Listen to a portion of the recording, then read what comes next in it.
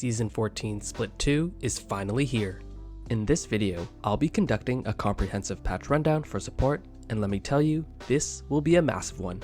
Riot has made changes to a variety of legendary items, several key runes, summoner spells, and much more. Now, before we jump into talking about all the new exciting support changes, we just have to talk about one particular role of significant interest, ADC. I'm not an AD main myself, but I can tell you this, ADCs are back. Nearly half of patch 14.10 is geared towards this role, and I have a suspicious feeling that the better bot meta is fast approaching. The two biggest changes in my opinion for bot lane are the fact that crit items now give 25% crit. This could mean crit rush ADCs like Jinx, Caitlyn, or Samira can come online much sooner than before. In addition, plated steel caps are getting a significant nerf against auto-based champions where the passive is reduced from 12 to 8% damage reduction. With just these two item changes, along with the rework of over a dozen items that directly influence ADC power, you will most likely feel the importance of bot lane rising dramatically in Split 2. As a support main, you'll have two primary options to increase your chances of winning. You can either choose a support that can dominate lane early and snowball the ADC, or pick an enchanter that will never let their ADC die as they quickly approach the mid to late game. Whichever path you choose to win the game, just know that ADCs are returning to prime relevancy. Moving on to support changes, the first major update in patch 14.10 is to tier 2 boots. Movement speed is extremely crucial on support as it dictates how easily you can move around the map to establish vision control around objectives and apply map pressure with proper roam timings. It seems as though Riot is slowly realizing the importance of movement speed and adjusting the power level of boots accordingly. Firstly, we have the entire removal of mobility boots, which simply means less cheesy early roam opportunities for champions like Thresh or Blitzcrank. These are now instead somewhat replaced with the new boots called Symbiotic Souls. These boots cost 900 gold and only increase your movement speed by another 10 movement speed from the base boots. However, once you've traveled 150,000 units, these boots will upgrade to Synchronized Souls, giving you the full 45 movement speed you would expect from a pair of tier 2 boots. It takes about 7 to 9 minutes to get these boots upgraded, so don't expect them to be of any major use until after the laning phase. Symbiotic Souls still do seem very intriguing since the enhanced recall shaves 4 seconds off your regular 8-second recall. 4 seconds doesn't seem like a lot of time, but if you think about it, you'll now be 4 seconds faster to every teamfight or objective, allowing you to either secure vision first or be the first to engage a favorite fight. Once you get the upgraded version of Synchronized Souls, not only do these boots provide faster movement speed, but is enhanced with a movement speed passive of plus 45 ms out of combat. This is amazing to help supports get back onto the map faster and rotate between lanes to help support where your carries may be. It also provides additional safety when warding around the map. My ballsy prediction is that I think Synchronized Souls will be one of the most popular pair of boots for support players in Split 2. As mentioned previously, plated steel caps have been modified with a gold reduction of 100 gold while being given an increase of 5 armor. This of course does come at a significant trade-off where its passive of auto attack damage reduction is decreased from 12 to 8%. You'll still want to buy these boots against auto attack based enemy compositions, however, they are quite a bit weaker, so as a support main, you will have to be a lot more careful in terms of how you approach teamfights. The reduced attractiveness of plated steel caps is another reason why I think the demand for Synchronized Souls will continue to rise. Lastly, there has been a major upgrade to a pair of boots not typically bought by supports, but by AD carries. At level 15, AD carries now have the option to upgrade their Berserker Greaves into Zephyr for 2,000 additional gold. Zephyr boots essentially provide a means for ADCs to more easily kite out teamfights, as its passive like the wind will provide them with 5% movement speed on hit for 6 seconds, stacking up to 15% additional MS. In League of Legends, most characters increase their survivability by buying armor or magic resistance. However, for ADCs, an optimal path to ensure they don't get one-shot is to simply have better kiting ability. Zephyr provides ADCs a late game optional upgrade so they can continually pump out damage from a safe range. I guarantee that whichever support can keep their bot lane partner alive in the late game will have a phenomenal chance at winning the game in Split 2 of Season 14. The first major change I want to discuss when it comes to support is most obviously going to be about the new item, Faded Ashes. As one of the best Zyra mains in NA, I'm very eager to rush this item, as it provides 21 magic damage over 3 seconds for every ability damage applied. I've tested this in the practice tool, and yes, every single plant auto will apply a proc of this damage. You're essentially getting a mini Liandry's Torment very early in the game, and I'd highly recommend rushing this epic item before even thinking about modifying your build based on the game state. Don't worry guys, an updated Zyra guide will be coming out very soon. I just need a bit more time to playtest some new builds. Although Zyra is most likely my best champion, it actually isn't my favorite class of support champions to play. Believe it or not, I actually enjoy playing engaged supports much more, whether it's Maokai, Nautilus, Rakan, or Thresh. So seeing so many tank support item updates for this new split makes me super excited. First off, we have a modification to Abyssal Mask, which actually was one of my most common magic resist items I bought in Season 13. However, in Season 14, Riot slightly missed the mark on this item and have now reduced the cost of the item by 100 gold while increasing the MR shred radius by 50 units. This item still won't be useful in general scenarios, but versus teams who are stacking a lot of magic resist due to your team being heavy AP, Abyssal Mask will be significantly more effective with its new 20% magic resist shred. Anathema's Chains is now removed, so supports have lost a pure health stacking item that is useful against a single fed enemy target. If you do enjoy stacking health though, the new Fimbulwinter does seem quite intriguing. The health from mana scaling now scales with bonus mana rather than total mana, but the percentage values associated with each stat barely compensate for each other, so it's not too big of a change there. However, Riot's given Fimbulwinter an additional 150 base health, which is essentially a free 400 gold value. There is a strong possibility that this may be an excellent gold efficient item to buy for health stacking supports who require a decent mana pool like Maokai or Taric. Next, we have a small adjustment to Knight's Vow with slightly less armor, but some much needed HP regeneration.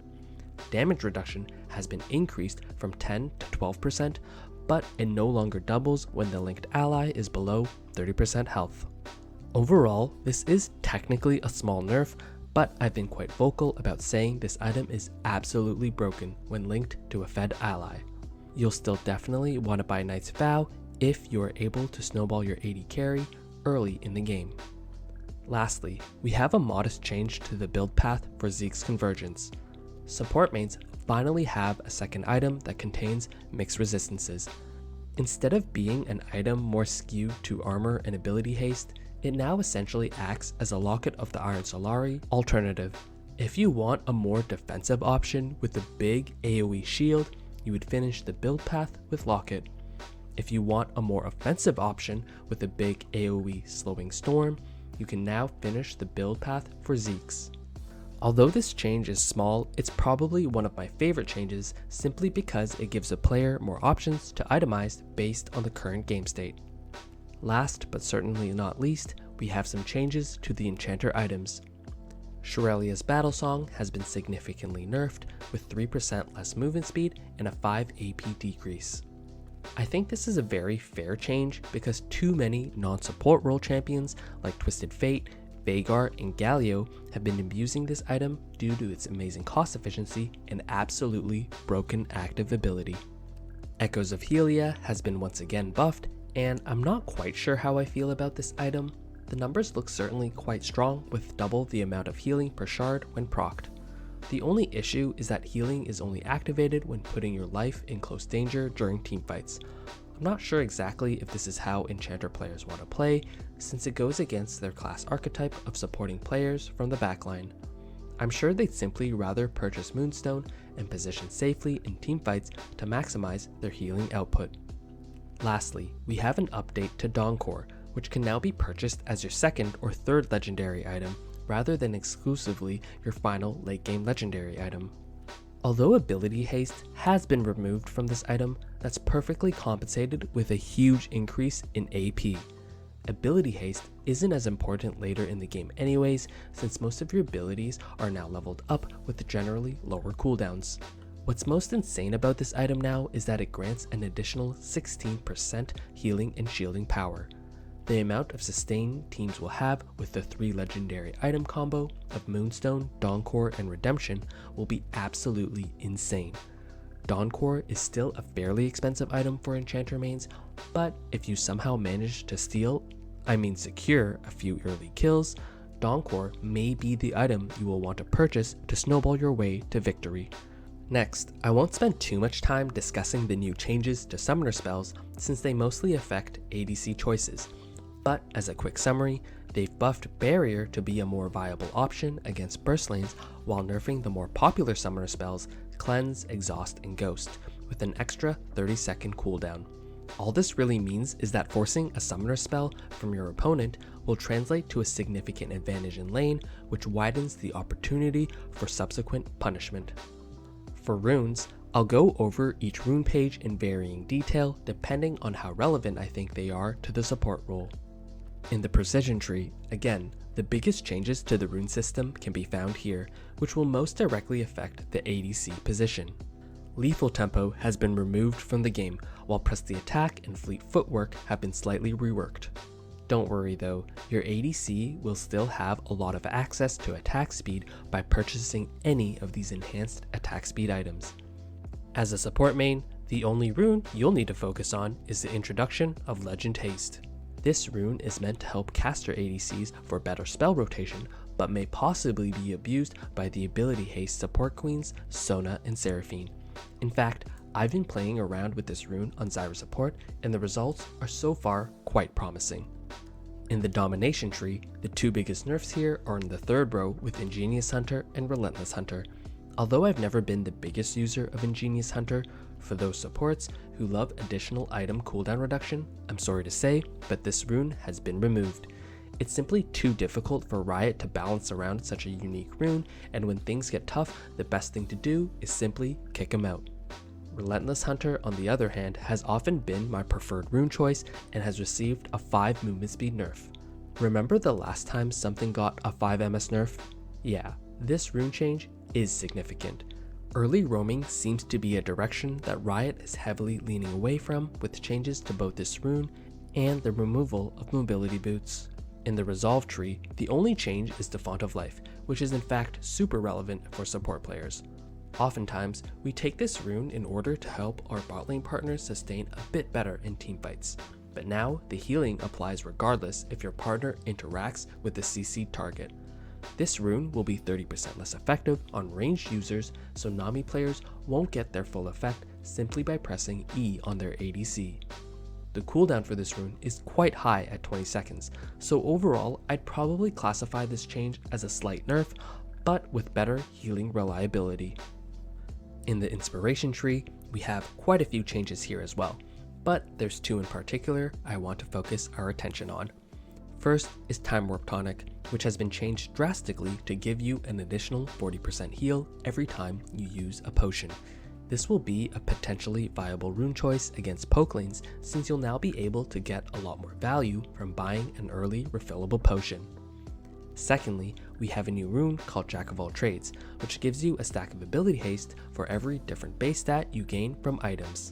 You'll also gain an additional 10 or 25 bonus adaptive force at 5 and 10 stacks. You already have 3 stats to begin the game as a support player, so purchasing a pair of boots along with any cheap item on your first buy will instantly give you 10 adaptive force and 5 ability haste, a 450 gold value. This rune choice may be worth taking even if you don't get the full 10 stacks at any point of the game. Overall, the most efficient and reasonable way of getting 10 stacks on a support would be to buy the support item, Tenacity Boots, Glacial Buckler, and an Amp Tome, giving you an additional 1000 gold value of stats. Alright, that concludes my patch 14.10 rundown, and hopefully the content has been a useful summary of all the support changes in the coming split. Lastly, I want to reveal my challenge for Season 14 Split 2, which I revealed a couple weeks earlier on my Twitch stream. In Split 1, I ended in Masters with 321 LP, so naturally the next goal in my journey will be to hit Grandmasters. To make things exciting, I've made this rank goal a worthy challenge, such that if I fail to reach GM, my punishment will be to dye my hair red, the same color of the GM crest. In fact, I'm so confident in hitting this new rank that I've even set a time limit of 10 weeks. So whether you want to root for me hitting GM, or you're rooting for me to dye my hair red, feel free to come watch the entire rank journey live on stream at www.twitch.tv/addictdate, where I stream Monday, Wednesday, and Friday from 10 PM to 1 AM Eastern. Thank you so much for watching this video. If you enjoyed this content, make sure to hit that like button and consider hitting that subscribe button too. It really does help. If you have any thoughts for the Split 2 changes or any rank goals you'd like to share, please let me know in the comments below.